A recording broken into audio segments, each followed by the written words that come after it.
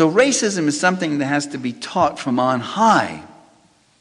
It's very much like the way anti-Semitism had to be taught to the European peasantry by the lords and bishops, which Christianity did once it came into ascension in the 4th century and really into the earlier 5th century.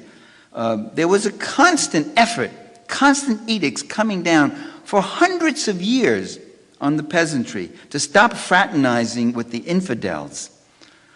There was too much of it. The Jews were demonized and ghettoized. Jews and Christians used to actually sometimes attend common services.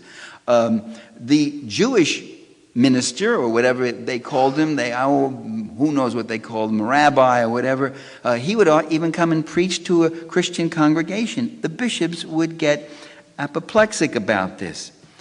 The Jews were finally subjected to discriminatory laws. They were made the objects of violence and pillage.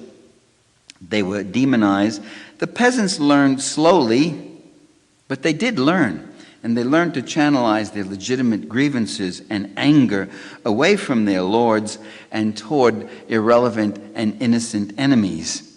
And from the Lord's point of view, that's perfectly fine. Rather than having the angry peasants come and burn your manor or burn your cathedral, they went and burned the synagogue.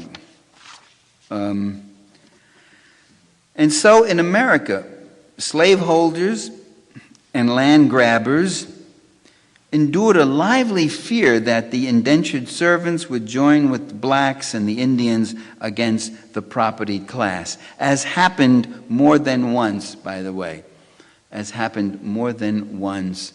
It's one of the great unwritten parts of our history. So the colonial governments pursued a conscious policy of creating aversions, turning the Indians against the blacks and the poor whites against both of them.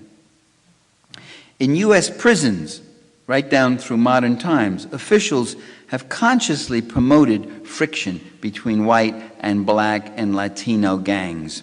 In the early 1970s, a politically conscious prisoner, his name was Stephen Kessler, I think it was in Oregon or Washington State, he was explicitly charged with all sorts of, he was a problem prisoner, politically problem prisoner, organizing,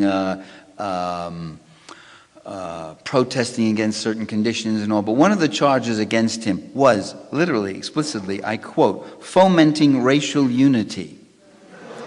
Well, that says it all. I rest my case. Racism is very useful.